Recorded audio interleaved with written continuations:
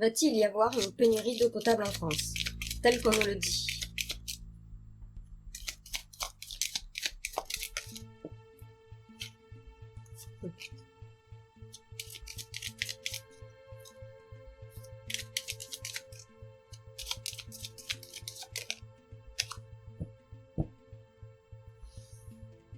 Va-t-il y avoir une pénurie d'eau potable en France, tel qu'on nous le rabâche sans cesse?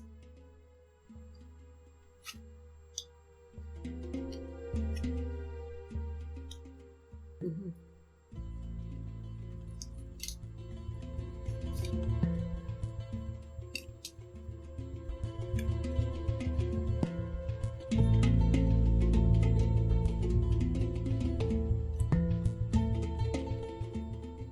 Ah, merci. Ok.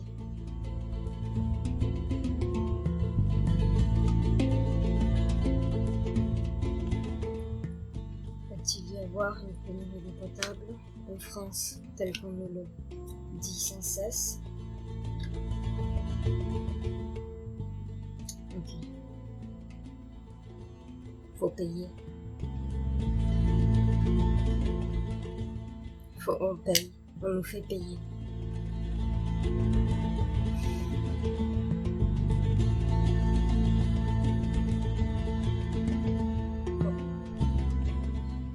Mon premier avis sur la situation pour le moment, je dirais que oui, il y aura une pénurie d'eau potable en France, mais rien à voir avec l'histoire des sécheresses et tout ça. Par contre, ce que je peux en dire, c'est qu'a priori, l'eau qui est tout aussi une marchandise va servir à payer des dettes envers d'autres pays, pour finaliser le fameux contrat passé il y a fort longtemps. Je ne sais pas en quoi consistait le contrat, mais c'est à l'image, en gros, c'est comme si la France avait passé un contrat il y a très longtemps avec un autre pays. C'est vraiment on va dire c'est vraiment de l'imaginaire, mais c'est pour me faire comprendre. C'est comme si la France, il y a fort longtemps, avait passé un contrat avec un autre pays qui, par exemple, produit du pétrole, et qu'en échange, la France devait fournir autre chose. Et qu'il s'avère que la France a beaucoup pris de pétrole, mais n'a pas donné son retour, n'a pas donné le change dans son entièreté. Et qu'aujourd'hui, eh bien, c'est un peu comme une entreprise qui tous les ans doit faire un bilan de sa société pour voir les bénéfices et les déficits. Et qui s'avérerait que peut-être qu'une fois que le bilan était fait, la France est en dette envers le pays qui a fourni le pétrole, par exemple. Et donc, ce que je lis, moi, c'est que pour éviter une grosse catastrophe en France avec quelconque pays avec qui le contrat a été passé, alors nous, les citoyens, à notre détriment, la France va payer sa dette en eau envers ce pays-là. Voilà. Donc oui, il y aurait une pénurie, mais c'est pour clôturer le contrat ou finaliser l'échange proprement, parce qu'on est en dette envers ce fameux pays. Voilà. On doit quelque chose, la France, pardon, doit quelque chose à un pays. S'il faut, on n'est même pas au courant, et puis en fait, on ne nous a certainement pas demandé ça. Mais on doit quelque chose, et pour que les relations restent à peu près convenables et stables avec l'autre ou les autres pays, il faut que la France paye sa dette, et elle a décidé de la payer par des eaux, par l'eau en fait. Peut-être que le ou les autres pays en question ont besoin d'eau, en l'occurrence, et donc on paye la dette. C'est une dette, et au détriment de nous-mêmes, d'où le fait qu'il y a de fortes chances en fait que ces eaux soient ponctionnées, sollicitées, stockées quelque part, afin de payer la dette que doit la France à ce pays pour éviter une grosse catastrophe dans le pays lui-même, donc en France. Pour éviter un énorme conflit, une grosse perte de confiance qui pourrait très mal tourner en fin de compte. Ce que je déplore, c'est que on n'informe pas plus en fait les citoyens. On a beau faire passer beaucoup de choses à la télévision ou dans les journaux, des faits divers, des lois qui passent, mais on ne nous a pas raconté tout ce que le gouvernement décide. En notre nom, et au détriment de nous-mêmes, les citoyens, en fait. Ça aurait été convenable si, par exemple, pour l'exemple que j'ai donné tout à l'heure, si la France, en tout cas les médias, avaient pu parler du fait que, ah ben voilà, le problème c'est la France a passé un contrat pour obtenir telle chose à tel prix ou quoi que ce soit, et en échange on devait donner tant, et on est endetté, du coup on doit tant, et en l'occurrence payer avec l'eau, quoi.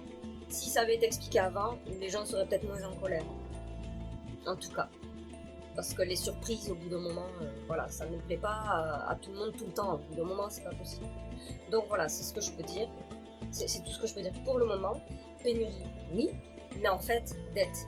C'est un paiement. L'eau qu'on ne verra pas dans nos robinets, entre autres, ou qu'on ne verra pas dans les nappes, qu'on ne verra pas dans les lacs, ou tout ça, sera utilisée pour payer une dette. C'est pour ça qu'on ne le verra pas. Voilà, pour éviter une grosse catastrophe dans le pays à cause d'un conflit avec ceux ou ces pays en question. Voilà.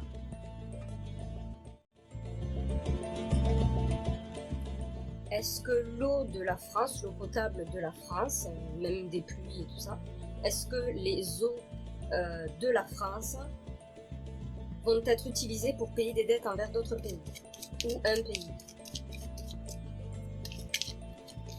Est-ce que ça va être utilisé pour payer la dette, une dette envers un ou des pays? Est-ce que ces eaux vont être utilisées pour ça?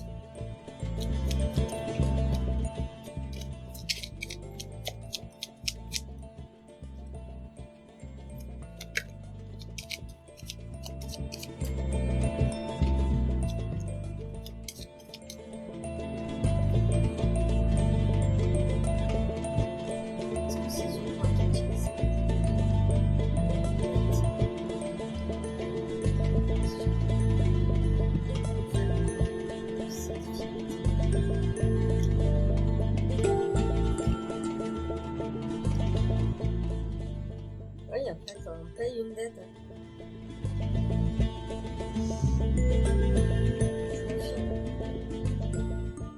C'est pour éviter de perdre les relations.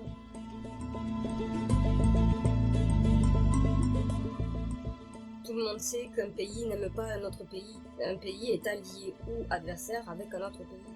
Et je parle pas des citoyens, il n'y a toujours aucun rapport avec les citoyens à chaque fois. Donc, je parle des chefs d'État. Un pays n'est jamais pote, un chef d'État n'est jamais super pote et super ami avec un autre chef d'État. C'est qu'une question d'alliance ou d'adversité, c'est tout. Et oui, ça sert à payer des dettes. Sinon, on va être dans la merde. On va avoir des problèmes. Et là, quand je dis ceux qui ont des problèmes, en l'occurrence, c'est les citoyens. On va avoir des problèmes si ça ne se fait pas.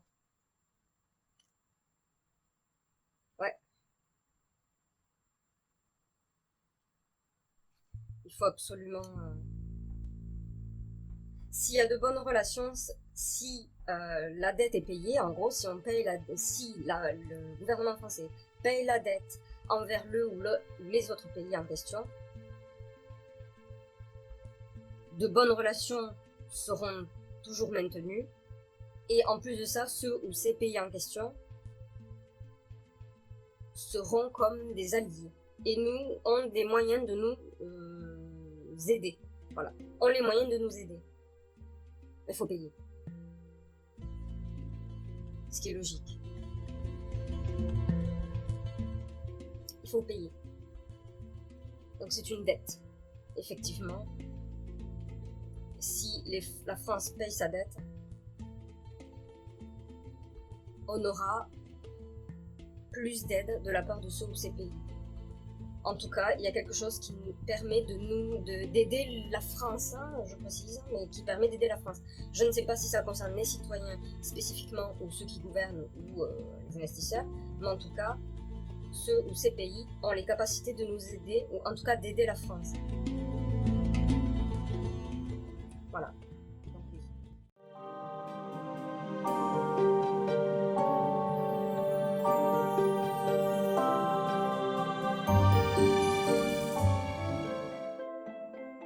Que peux-tu me dire sur l'hypothétique pénurie d'eau ainsi que le niveau des nappes phréatiques? Que peux-tu me raconter?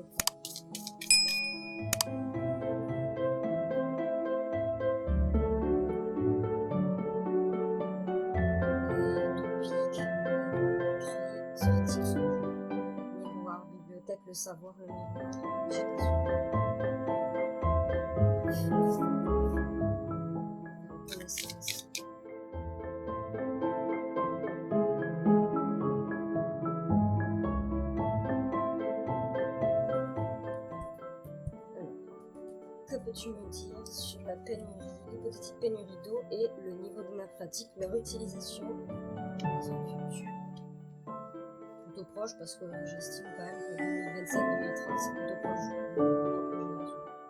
Alors, que peux-tu me dire? Le temps qui s'écoule. Je laisse que ça passe au concert. C'est plus sur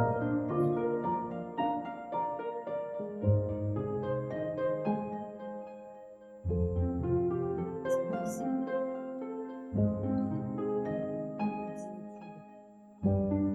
Maison délabrée, abîmée, maison. Dispute, colère.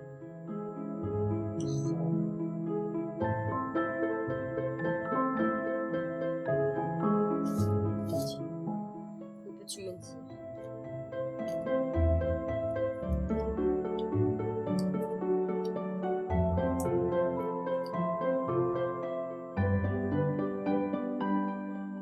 Ah, problème qui enchaîne. La jeunesse, la vieillesse.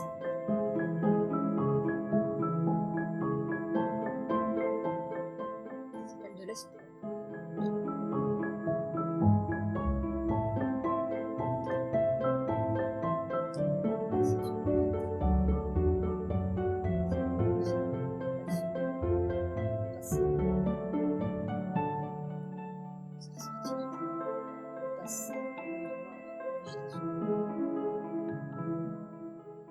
Couper le passé.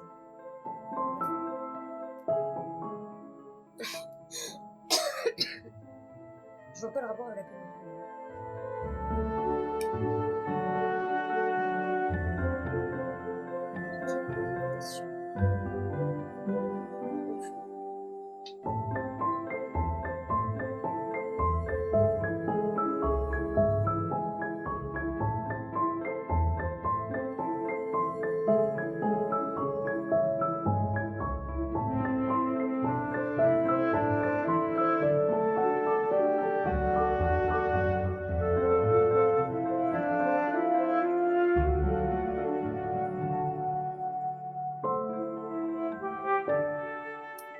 La jeunesse, la toute petite jeunesse ne sera pas autant impactée que les générations précédentes. Car les générations précédentes, et de toute façon je suppose aussi la jeunesse, mais d'abord la vieillesse, donc les générations précédentes, sont de toute façon piégées par tout ce qui est administratif. Les impôts, les taxes, tout ça, le salaire, l'engouement, le problème de la vie, le travail c'est la vie, puis de toute façon l'idée de se dire, et de toute façon pris au piège par le fait que on peut pas vivre, on est obligé de donner beaucoup de notre temps pour très peu à la fin du mois vis-à-vis de nos dépenses. C'est une chaîne, c'est une laisse, et ça c'est pour sûr en tout cas les générations précédentes qui sont déjà enchaînées, déjà comment on dit, déjà attachées, liées à ça, piégées en fait, par ce système d'une roue qui tourne. C'est déjà fait, voilà. Alors je m'avance peut-être, parce que là on n'en parle pas, je m'avance peut-être que ça fait partie de là, mais l'histoire des retraites, tout ça, les seules concernées sont les générations précédentes. Elles sont très concernées par ça parce que dans le passé, ça a déjà été sollicité. Il y a eu les anciens qui ont pris leur retraite après un certain temps d'activité, qui ont pu obtenir des propriétés, qui ont pu bénéficier de leur dur labeur en fait, du résultat de leur dur labeur, ce qui commence à se perdre en fait. Et dans l'esprit, c'est se dire que de toute façon, on ne compte pas sur les générations précédentes. Elles sont déjà comme menottées par ce système-là, par ce principe de système-là. Donc, alors c'est malheureux, du coup j'en fais partie aussi, on va les user et abuser jusqu'au bout en fait. On va pas utiliser la petite jeunesse pour ça, mais par contre, s'il faut ponctionner, on va ponctionner à fond sur les générations précédentes. Et en l'occurrence, j'en fais partie. Je dirais que la génération précédente commencerait dans les... pour ceux qui aujourd'hui ont peut-être plus de 25 ans. Les plus de 25 ans, on s'en fout, ils s'en foutent, ils s'en moquent complètement. Et en l'occurrence, comment dire, ils existent toujours, ils sont habitués à ce principe-là, à l'ancienne méthode, au système qui tourne en rond et qui use chaque être qu'il y a, je parle pour la France évidemment, qui les use, que ce soit physiquement ou psychologiquement, qui les use abondamment au vu des manques d'effectifs, de la non-facilité d'exercer son propre métier, même si on l'aimait au départ, on finit par en être l'esclave et puis on n'est pas du tout heureux d'y aller, hein, franchement, eh bien c'est pas grave. Je supposerai donc le gouvernement, puisque les gens aiment à ce qu'on explique qui est il et qui sont on, et ainsi de suite. Le gouvernement, et peut-être ceux d'au-dessus, n'en a que faire et en fait va vider, user et abuser en fait des générations des plus de 25 ans. Parce qu'ils sont déjà dans ce principe-là, donc de toute façon, on peut toujours les exploiter. Voilà, je cherche le mot. On peut toujours les exploiter. La petite jeunesse, par contre, ils les conservent, ils les prémunisent pas, mais ils ont un autre objectif pour la petite jeunesse. Ils ont un tout autre objectif pour la petite jeunesse, mais tout ce qui est plus de 25 ans pour sûr, en tout cas, ils n'en ont que faire. Voilà, les plus de 25 ans, ils n'en ont que faire, c'est déjà trop tard, ils sont dans ce principe de tourner. On ne peut plus les reformater, on ne peut pas leur faire imaginer un demain complètement différent de ce qu'ils connaissent depuis leurs propres parents, grands-parents et ainsi de suite. Voilà, c'est le système qu'ils connaissent. Donc de peau, tout va finir à la poubelle. Pour changer en gros. Et en gros, c'est ce que je vois de toute façon. Alors bien sûr, dans cet esprit-là, quand on est à la place d'un gouvernement, il ne faut pas penser humanité, il ne faut pas penser moralité. Ça n'a rien à voir. Ça n'a absolument rien à voir. Tout comme les directeurs d'une société ou les patrons, quand il y a beaucoup d'employés, l'humanité, la moralité n'existe pas. Le profit est tout bénéf pour le profit, les intérêts, oui. C'est ça la direction, c'est ça le patronat. Le patron d'une entreprise souhaite à ce que son entreprise soit fructueuse. Pas jouer les assistants sociaux toutes les 2 secondes. Il peut le faire s'il y a très peu d'employés, mais s'il grossit trop, il faut oublier. Il ne pourra pas, et le seul intérêt, ce sera ça, le profit. Faire fructifier son entreprise. Voilà. Donc oui, effectivement, il y a beaucoup de gens qui... c'était par rapport à la pénurie.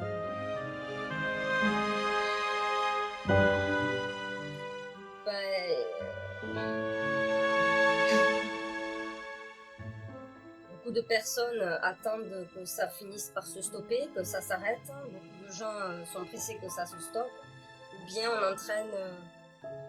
ou bien alors on veut faire valoir de l'espoir derrière la destruction. En gros, si vous voulez quelque chose de mieux demain, il me faut tout casser aujourd'hui. Il faut en passer par là. Il semble que ça ressort ainsi. Il n'y a plus qu'à se résigner. Il faut se résigner. C'est ce qui est attendu de toute façon. Donc c'est se résigner à accepter qu'il faut tout casser pour faire quelque chose de nouveau. J'ai pas dit si c'est mieux ou pas, je n'en parle pas, mais quelque chose de nouveau. Le désir de briser effectivement tout ce que l'on connaît, alors je parle des citoyens évidemment, hein, voilà. Tout ce que l'on connaît du passé, ça je suppose que ce sera bien pour la petite génération. Il y a un désir de supprimer, changer, casser le passé. Enlever tout ce qui concerne le passé. Le passé, hein. Enlever tout ce qui concerne le passé. Le supprimer. L'histoire, ce qu'on en a conclu, pourquoi on en est arrivé là. C'est aussi une faute parce que du coup, si on oublie le passé et qu'on supprime tout ça, c'est un peu comme si vous aviez appris que le feu ça brûlait parce que vous avez mis le doigt dessus. Vous avez appris que taper quelqu'un ça fait mal parce que vous un jour vous avez reçu une gifle et du coup vous ne le refaites pas, vous n'allez pas redistribuer des gifles à tout va et vous n'allez pas faire exprès de mettre votre main au-dessus du feu. Mais c'est comme si je vous supprimais ces souvenirs et à l'âge de 20 ans, vous trouvez un feu de forêt et vous trouvez ça rigolo parce que vous avez oublié qu'en fait ça brûle et vous vous plongez dedans. Voilà. le passé sert à ne pas réitérer les bêtises. Et surtout à anticiper les conséquences de certaines actions et situations déjà vues dans le passé. Et là, on veut tout enlever. On veut effacer le passé. C'est un désir, c'est pour un changement. C'est un désir de la part du gouvernement. Et comme je parle de pénurie d'eau, il peut être probable, du coup, que tout ce que l'on entend aujourd'hui, en fait, tout ce que l'on a connu jusqu'à aujourd'hui, il y a un désir d'effacer toutes ces informations, ce savoir, ces connaissances, ces traces qui restent encore du passé, justement, qui permettent d'anticiper les choses, de savoir si on nous prend pour des imbéciles ou pas, savoir si c'est déjà arrivé ou pas, est-ce qu'on nous la sort, est-ce qu'on nous sort des nouveautés ou pas du tout, ou est-ce qu'on nous manipule, ce genre de choses, ou est-ce que les gens se trompent aussi. De toute façon, il y a ce désir de faire en sorte que les gens n'aient plus le désir d'aller voir l'histoire, la connaissance passée, les résultats passés. On enlève tout ça. Voilà. Il y a ce désir-là. C'est bizarre parce que c'est comme si on faisait un retour en arrière dans un jeu de plateau. Vous chutez de 4 cases ou 5 cases et vous retournez en arrière. Ça va être très compliqué. Une ancienne sauvegarde. Hein. En gros, c'est comme ça que je le vois. Comme dans un jeu vidéo, on va reprendre, parce qu'on n'arrête pas de mourir et ça ne se passe pas bien, on reprend une ancienne sauvegarde. Mais vraiment ancienne, hein, du coup. Et on fait en sorte de revenir à ce moment-là, version on a oublié, donc on efface ce qu'on a appris depuis. Je me demande bien quelle période ils ont visé. Ensuite, pour ce qui est des logements, en fait, alors, les logements dits insalubres, malgré l'endroit où ils se trouvent, où c'est assez convenable parce que tout le monde n'a pas la chance d'avoir un toit, une tôle au-dessus de la tête, voilà. Elles seront laissées pour compte. Ces logements seront laissés pour compte parce qu'ils ne veulent pas investir là-dedans. Je sais pas quelle est l'idée derrière, mais tous les logements qui ont un certain âge, et il n'y a pas besoin de dater d'après la guerre, hein, d'après la Seconde Guerre mondiale, il n'y a pas besoin, seront laissés pour compte. On ne les utilisera plus et il sera interdit d'y loger. Voilà, ce sera interdit d'y loger, on les utilisera plus, ce sera plus dans la légalité, ce sera comme des ruines que l'on peut voir ici et là quand on marche dans les campagnes ou des choses comme ça. Ça finira en qualité de ruine. Ils ne veulent plus investir là-dedans. Il semblerait qu'ils aient d'autres projets. Je ne sais pas lesquels.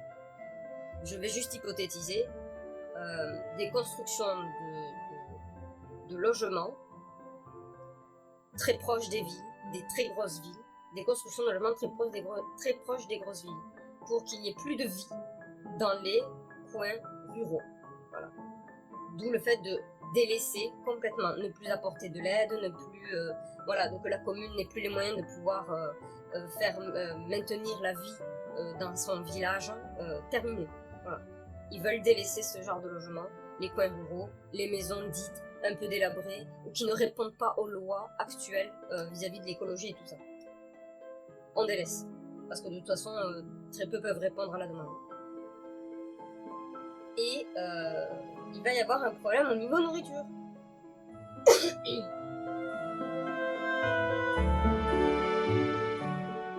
Les adolescents, les enfants, je sais pas, hein, mais il va y avoir un problème.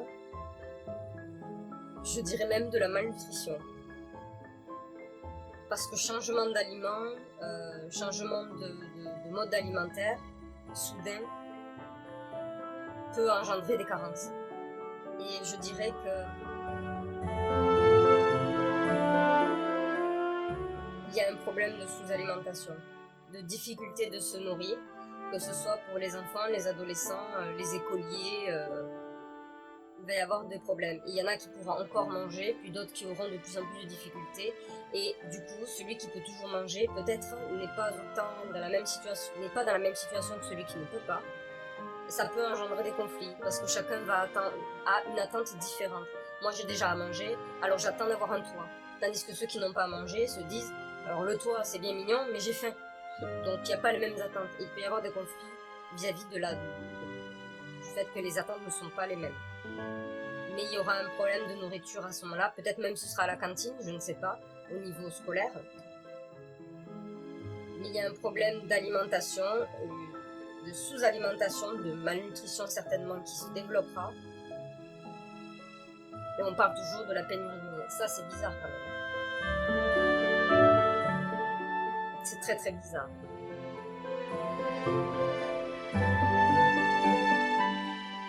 On parle toujours de pénurie d'eau. Donc peut-être que l'alimentation va changer et que ce sera une alimentation qui nécessite pas d'eau ou très peu d'eau, mais vraiment très peu. Mais il y a peut-être dans ce tas-là des choses que l'on n'a pas l'habitude de manger qui entraîneront des carences dans la petite jeunesse, au niveau des enfants, donc les non-adultes, les avant d'être adultes. Très difficile de se nourrir. Oui, moi je vois malnutrition, intoxication, carence alimentaire importante. Voilà. Les moins de 20 ans, les moins de 20 ans subiront de la malnutrition et des carences. L'alimentation ne répond pas à leurs attentes au niveau du corps. Eh ben, super. Allez, je ferai un petit résumé à la fin de ça.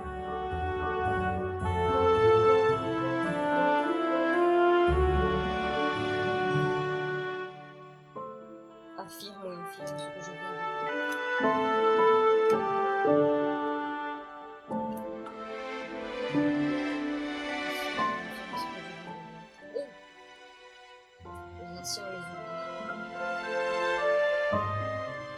Ah!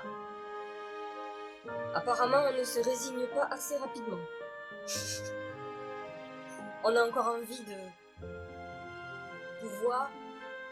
On a encore le désir de vivre malgré que beaucoup survivent. On a encore ce désir. Ils veulent plus qu'on l'ait ce désir. Ça prend du temps à cause de ça.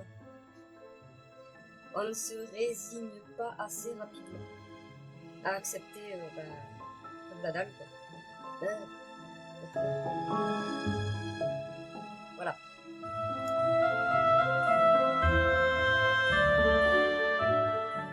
Ça me donne l'image des livres brûlés, c'est dans l'histoire, des livres brûlés dans la bibliothèque d'Alexandrie, où beaucoup d'informations du passé, des recueils étaient stockés là en fait. Et une fois que vous les brûlez, les générations d'après n'auront aucune possibilité d'y mettre le nez puisque tout est brûlé. Donc aucune information, ils devront partir de zéro. Et ça me fait penser à ça, l'histoire d'aller supprimer le passé. C'est tout brûler. Comme ça, si vous cherchez des réponses et que vous voulez vérifier, vous ne pourrez plus, vous n'aurez plus les sources, les bases, les connaissances. Terminé. Vous devrez vous contenter de ce que l'on vous dit dans le présent. Vous n'avez pas de possibilité de retourner en arrière ou d'avoir les yeux posés sur le passé, les traces du passé, les connaissances et tout, et l'histoire. Vous allez devoir acquiescer, quoi. Ou vous refusez d'accepter, mais de toute façon il n'y a pas autre chose, ou alors vous acceptez et puis terminez. Hein.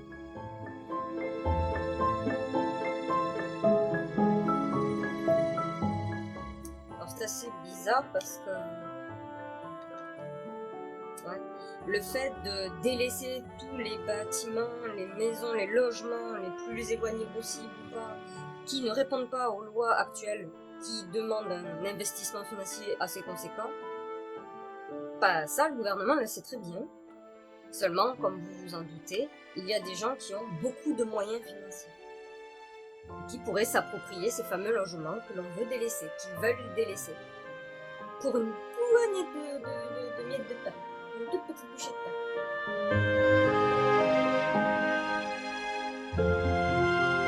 Donc des gens ont beaucoup d'argent. C'est comme si vous étiez quelqu'un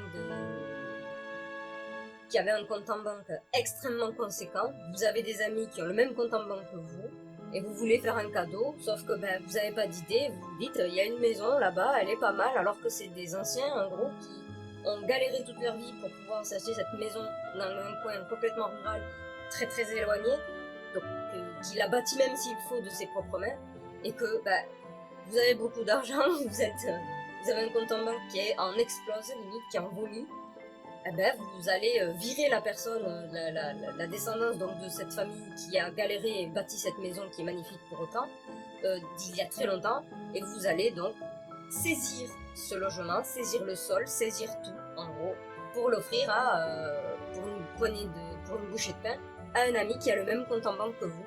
C'est un peu comme si vous, aujourd'hui, vous êtes dans votre situation financière actuelle, et vous voyez un pote à vous qui dit ouais, on va manger à un endroit sur un banc vite fait avec un sandwich le temps entre 2 heures de travail, et puis vous dites ouais, par contre moi j'ai pas à manger. Le pote, qu'est-ce qu'il fait? Il croise un clochard dans la rue, il lui prend son sandwich, il dit ça y est, j'en ai un. C'est la même chose, c'est comme ça que je le vois. On délaisse, on n'apporte aucune aide, c'est fini, il faudra plus attendre d'aide pour que les maisons, les logements, aussi délabrés qu'ils soient, même un petit peu en fait, mais qui ne répondent pas aux lois, il n'y aura plus d'aide pour ça. Voilà, plus d'aide, les lois interdiront, donc les seuls qui pourront se le permettre, vous savez qui c'est. Vous avez une image en tout cas, c'est ça que je veux dire. De la sagesse sur de la malnutrition et des carences. Des difficultés de se nourrir. Alors, je m'avance peut-être, mais je dirais que cette action de malnutrition, de carence alimentaire, de difficulté de se nourrir pour la jeunesse, quand je dis la jeunesse, je vais jusqu'à 20 ans, il semble que ce soit calculé. Alors je ne sais pas si c'est pour directement les habituer à avoir pas grand-chose de nutritif. C'est pour, je pense, les habituer.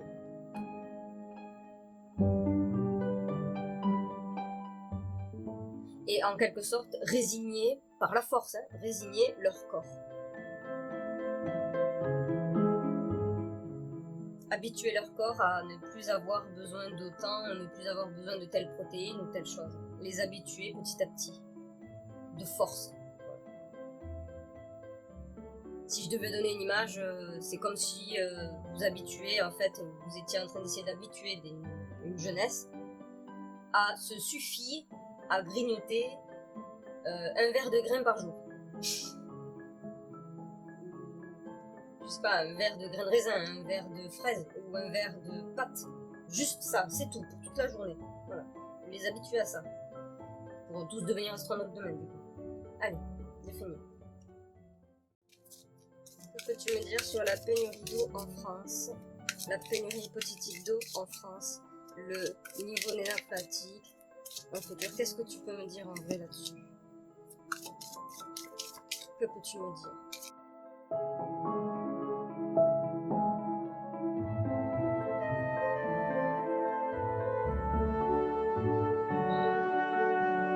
Sacrifice. Ah oui, je répète, c'est une dette. On doit quelque chose. Mettre de côté des humains, apparemment, c'est n'importe quoi de toute façon. L'échange, c'est ça, je maintiens ce que j'ai dit. Je maintiens ce que j'ai dit. Alors, si je devais dire ce qui me passe par la tête là tout de suite, je dirais que le ou les pays en question à qui la France doit une dette, il semblerait que ce sont un pays ou des pays qui ont une capacité de nuisance via les réseaux sociaux et compagnie phénoménale. Ils ont le pouvoir de vraiment utiliser les médias, tout ce qui est médiatique pour faire une révolution dans le pays, vraiment mettre à mal le pays. Et il semblerait que c'est à ces pays-là que l'on doit l'eau en question. au détriment de la population. Encore une fois, ne pensez pas moralité ni humanité, puisqu'on parle d'un gouvernement, donc des dirigeants. Sans parler Union Européenne en plus de ça. Voilà, c'est pour maintenir une alliance. Maintenir une alliance pour des échanges commerciaux. Mais pour le moment, il faut qu'on paye. En gros, il faut que la France paye sa dette, mais ce serait pour maintenir une alliance de frontière à frontière ou une alliance commerciale.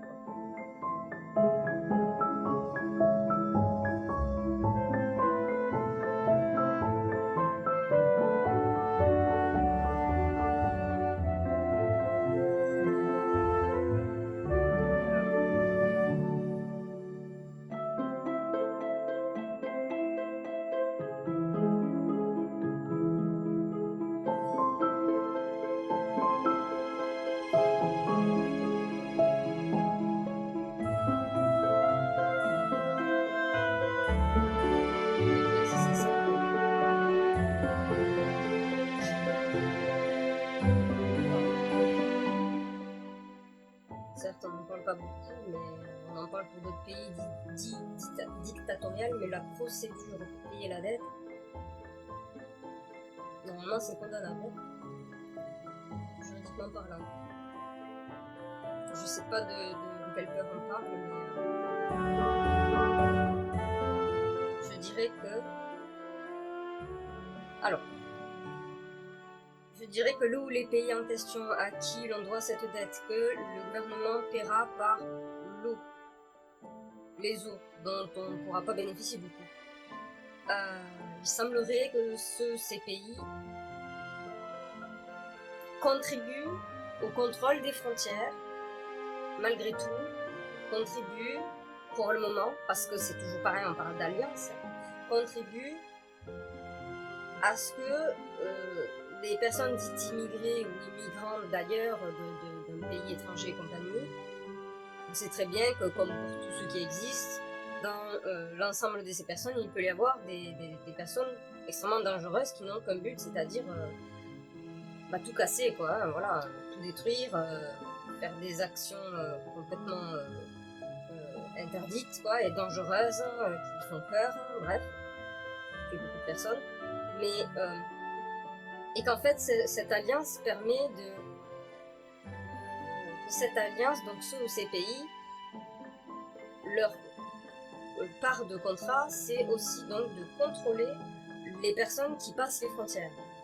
Et que tant qu'il y a ce lien, les personnes dangereuses dont ils ont connaissance ne passent pas les frontières. Mais si on ne paie pas, si on ne paie pas la dette, du jour au lendemain, ceux ou ces pays feront passer dans toutes les personnes dans la nécessité, feront passer dedans même les personnes les plus dangereuses dont ils ont connaissance de leur objectif ou de leur délire, de leur hobby, c'est-à-dire faire peur, faire tout exploser, ce genre de choses.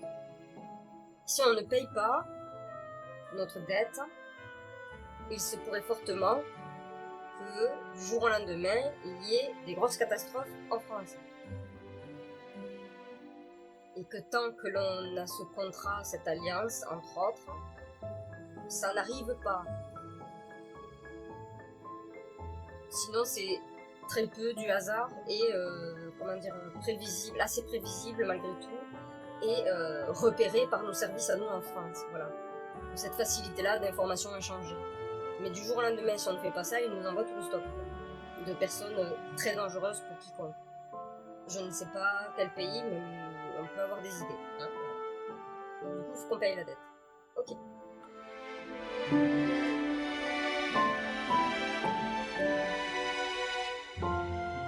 Alors.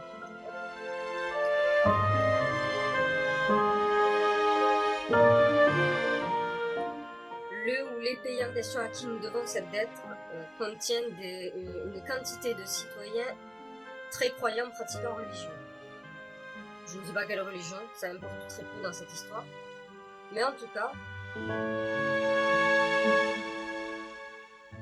beaucoup de religieux, beaucoup de croyants pratiquants.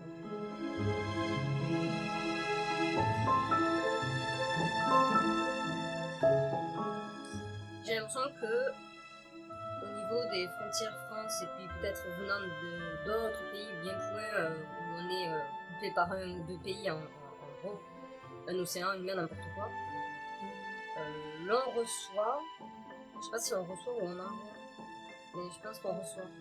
L'on reçoit des blessés, des personnes dites malades qui ont besoin de soins.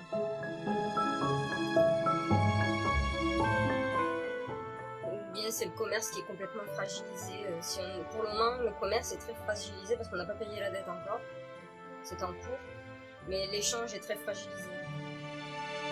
Donc, je pense que c'est plutôt ça. L'échange est absolument fragilisé. Population.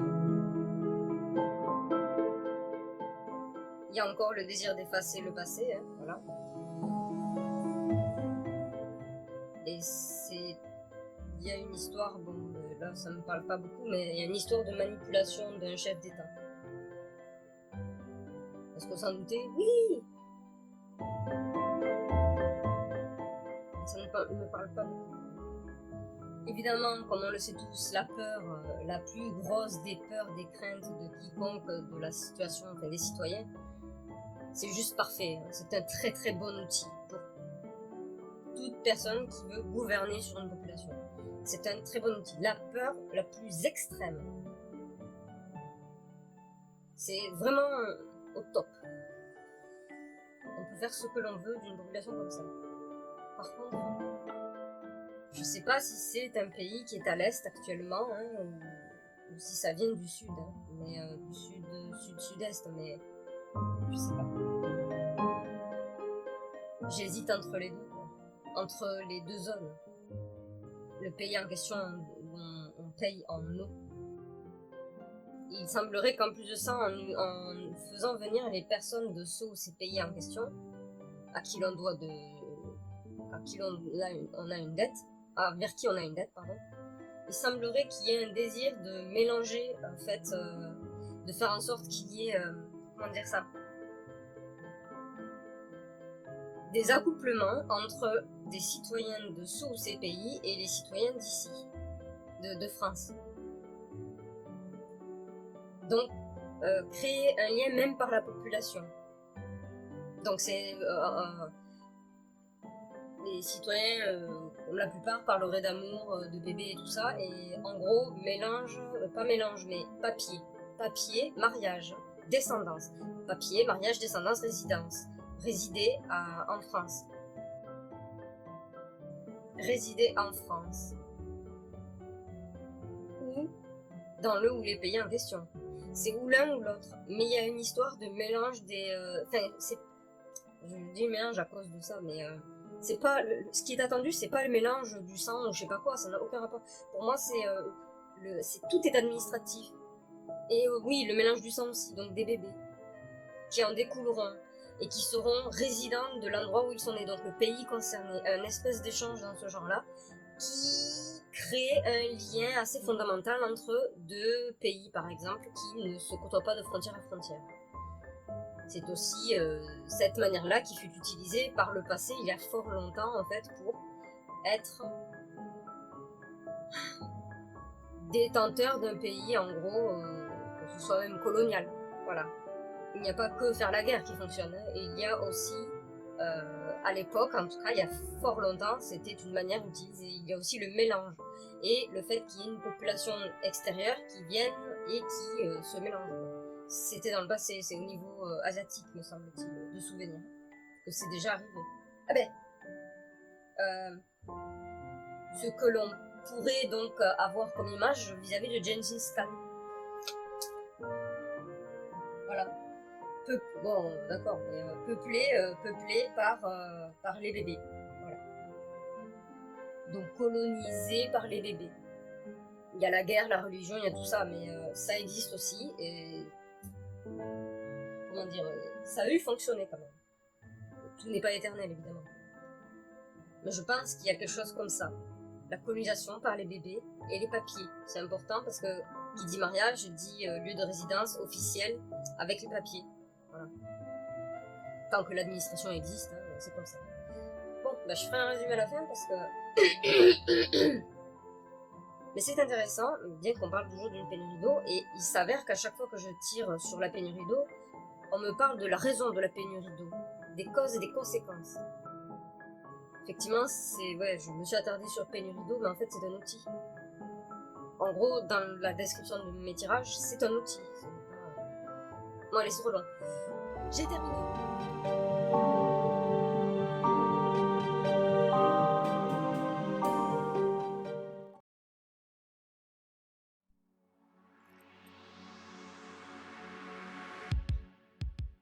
L'eau que nous ne verrons pas dans nos robinets sera envoyée à destination d'un ou des pays envers qui la France est endettée. Il est probable que ceux ou ces pays nous soient venus en aide il y a longtemps, ou bien nous aient vendu en différé quelconque production, matières premières, nourriture, énergie, armement, etc. La France doit régler son contentieux afin de conserver de bonnes relations avec ceux ou ces pays, possiblement frontaliers et contrôlant les mouvements humains à la frontière, dont nous recevons des personnes blessées et provenant de pays gouvernés par un chef d'État complètement manipulé et contrôlé. En effet, si elle ne le fait pas, ceux ou ces pays ont un puissant pouvoir de nuisance via les réseaux sociaux, les médias, pouvant donner suite à une brutale révolte, d'un violent soulèvement au sein du pays souhaité, voire des actes terroristes importants, si ceux ou ces pays décident de fermer les yeux sur les mouvements humains et matériels aux frontières. Ceux ou ces pays dont nous sommes débiteurs ont en tête le projet d'envoyer un grand nombre de leurs citoyens en France afin de les faire marier officiellement avec les Français, suivi de la consécration de la naissance d'un enfant. En faisant ça, tout le monde peut résider sur le territoire français légalement. C'est un souhait de ceux ou ces pays dont l'objectif est une sorte de colonisation par le mariage et les naissances. Je ne sais pas si le gouvernement français est au courant de ce projet. Le futur accès à l'eau sera bien restreint.